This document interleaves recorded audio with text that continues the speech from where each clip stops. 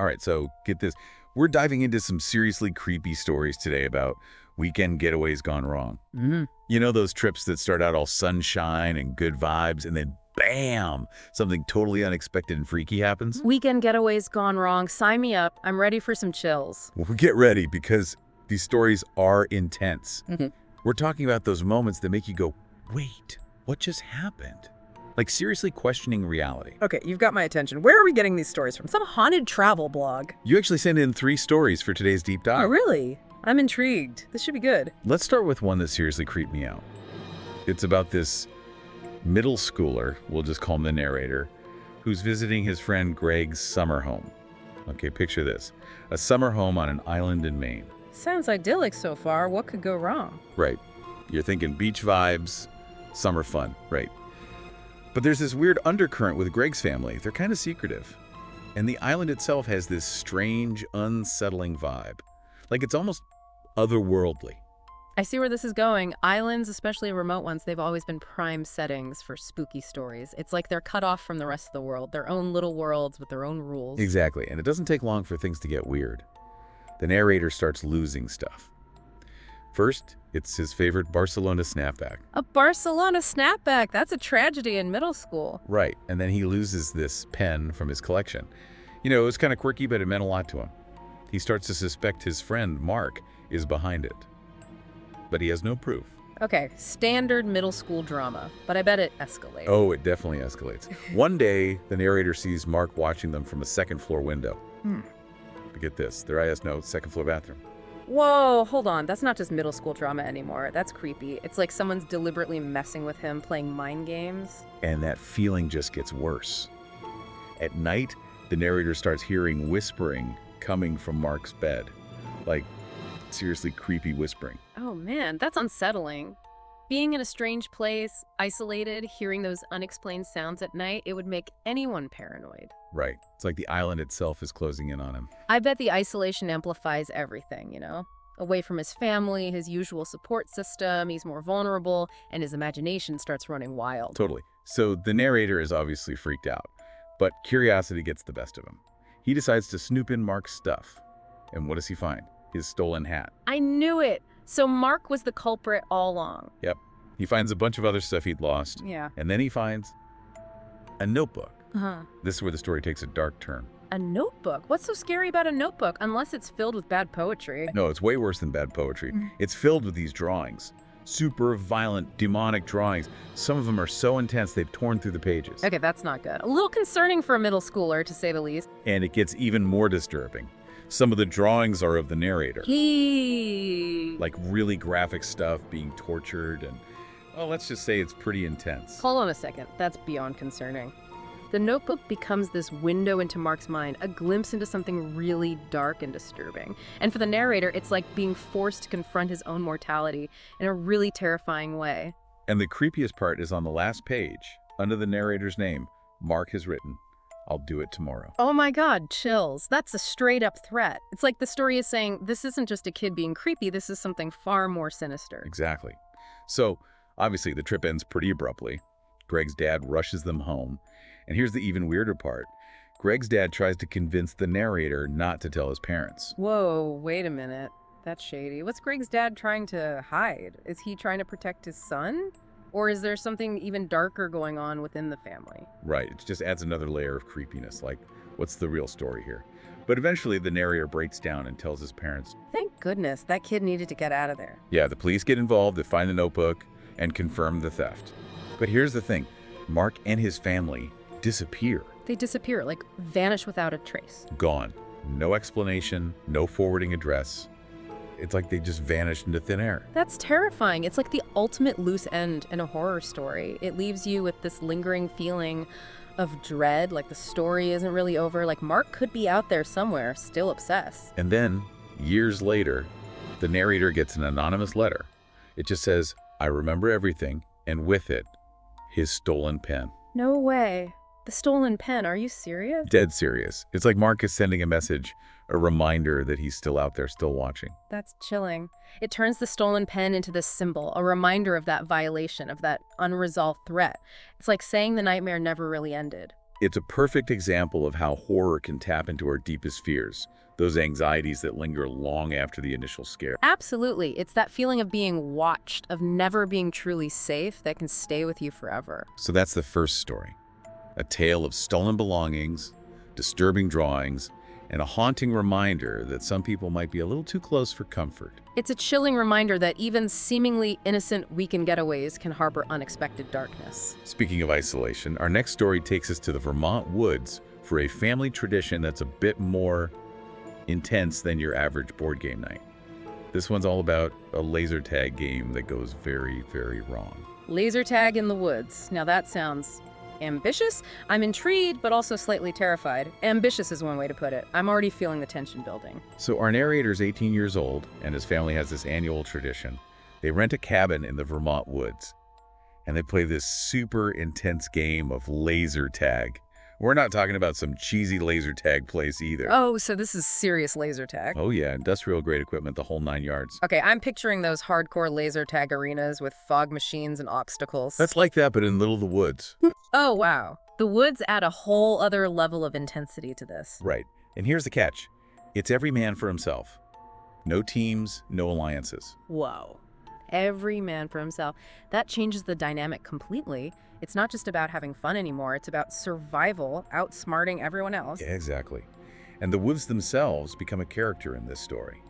The narrator describes them as super dark, dense, disorienting. It's like the woods are setting the stage for something sinister, like something's watching, waiting. Right. You're already on edge just thinking about it. So the narrator is playing strategically. He figures he'll head downhill, use the terrain to his advantage, maybe flank the competition later on. Makes sense. A little strategic thinking in a game like this can go a long way. Yeah, he's not messing around. But then as he's moving through the trees, he hears this crunching sound. Uh-oh. He freezes, hides behind a tree, and waits. Smart move.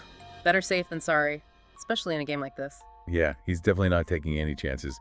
He peeks out from behind the tree and sees these footprints. Footprints, like someone was trying to sneak up on him. Exactly. The footprints lead right up to the tree where he's hiding. Okay, that's creepy. But maybe it was just someone else playing the game, trying to get the jump on him? That's what you'd think, right? But here's the thing. Whoever it was, they didn't tag him. They had a clear shot, but they didn't take it. They didn't take it. That's weird. Why would they pass up on an opportunity like that? Unless they weren't playing the same game. Exactly. It's like they were toying with him. Like a cat with a mouse. That's chilling. It turns the whole game into something much more sinister. It's not about winning anymore. It's about control, about power. And it just keeps getting creepier. Later on, he finds more footprints, looping back into the woods. Looping? What do you mean looping? Like someone was circling him, observing him, but not engaging. Okay, now that's just messed up. It's like they were deliberately stalking him, making him paranoid. Psychological warfare, basically. Right. The narrator's starting to freak out. He finally manages to tag his cousin, which gives him a moment of relief. But the feeling doesn't last long. What happens next? He's moving through the woods, trying to stay one step ahead of whoever's stalking him. And then, bam, he gets tagged. Tagged. Finally, someone got him. But wait, why does that sound ominous? Because the laser beam stays on him. It doesn't shut off like it's supposed to. Hold on. The laser beam stays on him. That's not how the game works. Exactly. It's like whoever tagged him is deliberately holding the beam on him, sending a message. That's terrifying. It's like they're saying, I see you, I have you, and I can do whatever I want. And then things take an even crazier turn. Two strangers with laser guns appear out of nowhere. Wait, strangers? What are you talking about? Yeah, like they just materialize from the trees.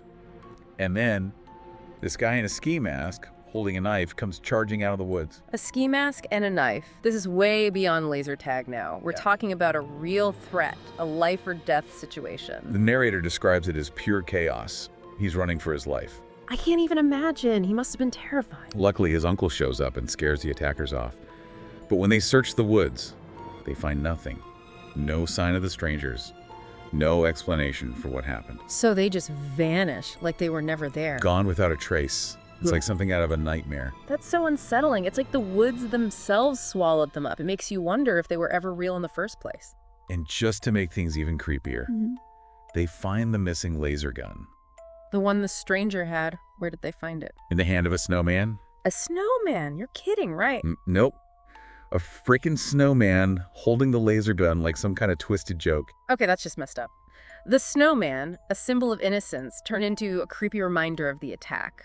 It's like a final screw you from whoever was out there. It's like they're saying, we were here, we were watching, and we could be back. Yeah, that's a terrifying thought. It makes you wonder what their motives were. Were they just messing with this family? Or was it something more sinister? Exactly. We're left with more questions than answers. And that's what makes this story so unsettling. It's a reminder that even in the most familiar settings, even in the middle of a family tradition, darkness can find you. It's like a violation of that sense of safety and security that we expect from family, from tradition. And the fact that it happens in the woods, a place that's already full of mystery and the unknown, just amplifies the fear. Okay, are you ready for story number 3?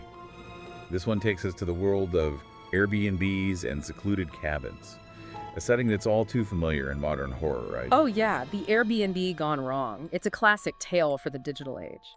I'm ready to hear what kind of tech-savvy nightmares we're dealing with this time. All right, so we've explored some seriously creepy listener stories.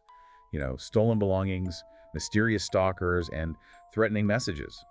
It's enough to make anyone think twice about booking that secluded cabin in the woods. Right.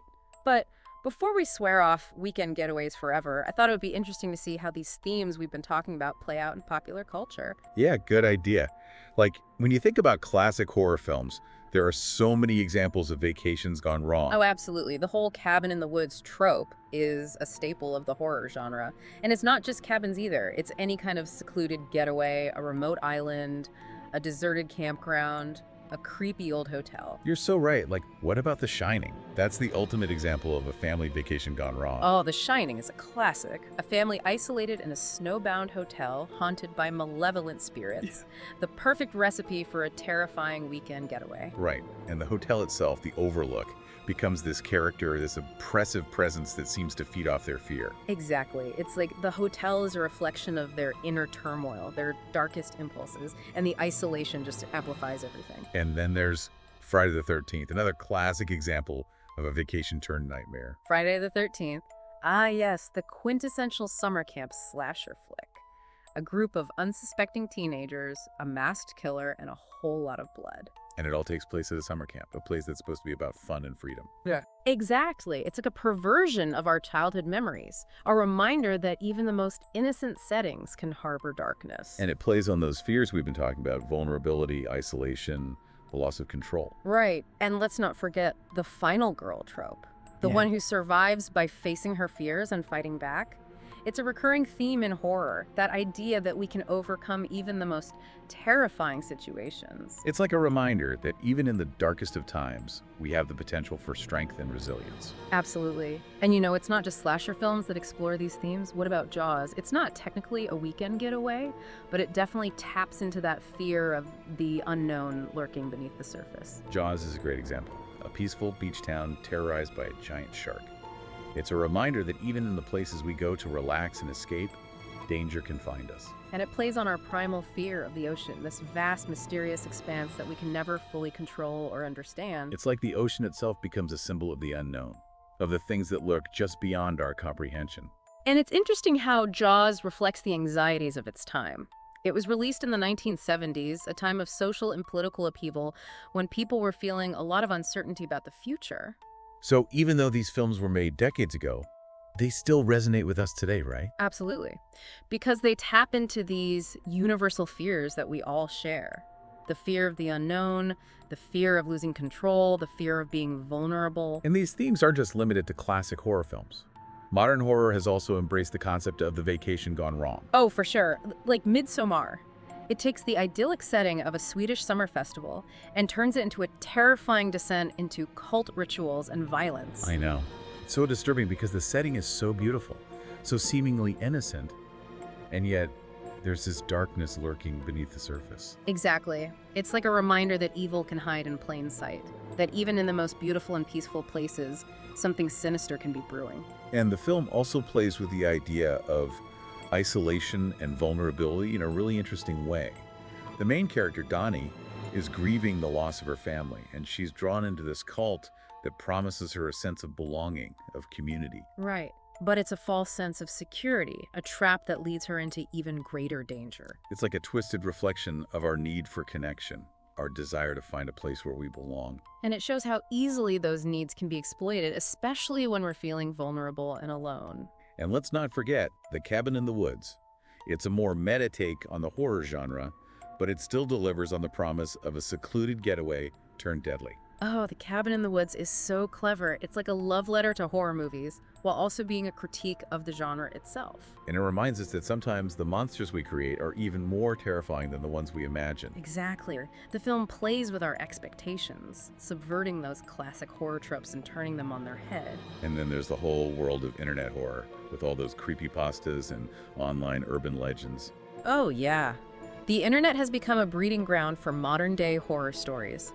And a lot of those stories tap into the anxieties of our digital age. Like, there are countless creepypastas about haunted video games, cursed social media platforms, and virtual reality experiences gone wrong. It's fascinating how these stories reflect our growing dependence on technology and the potential for that technology to be used against us. It's like the classic haunted house trope has evolved. Instead of creaky old mansions, we have glitching computer screens in dark corners of the internet. Right, and these stories often tap into the fear of losing control, of being manipulated by unseen forces, of having our digital identities stolen or corrupted. It's like a nightmare scenario for the 21st century. So it seems like no matter where we go, whether it's a secluded cabin in the woods or a virtual world online, these anxieties about weekend getaways gone wrong are always lurking in the shadows. It's a reminder that horror is a constantly evolving genre, adapting to reflect the anxieties and fears of each new generation. And it's a genre that continues to fascinate us, right? Why do we keep coming back to these stories, even though they scare us? I think it's because horror allows us to confront our fears in a safe, controlled environment. It's like a way of processing those anxieties that we all carry with us, whether we acknowledge them or not. It's like a cathartic release, a way of experiencing the thrill of terror without actually being in danger. Exactly. And maybe by confronting those fears through storytelling, we can learn to manage them better in real life. That's a great point. So what's the takeaway for our listeners today? I think it's this. Horror, beyond being a genre of entertainment, is a reflection of the human condition. It's a way for us to explore our fears, our anxieties, and our fascination with the unknown. And perhaps, by confronting those fears through storytelling, we can find a way to make sense of the chaos, to find meaning in the darkness, and to emerge from the experience feeling a little bit stronger, a little bit more connected to the world around us. I like that. So the next time you're feeling a little bit anxious, a little bit overwhelmed by the uncertainties of life, maybe try watching a scary movie or reading a creepypasta. It might just be the catharsis you need. And remember, even in the darkest of times, there's always a glimmer of hope, a flicker of resilience in the human spirit. Well said. So until next time, sleep tight. Yeah. And don't forget to check under the bed.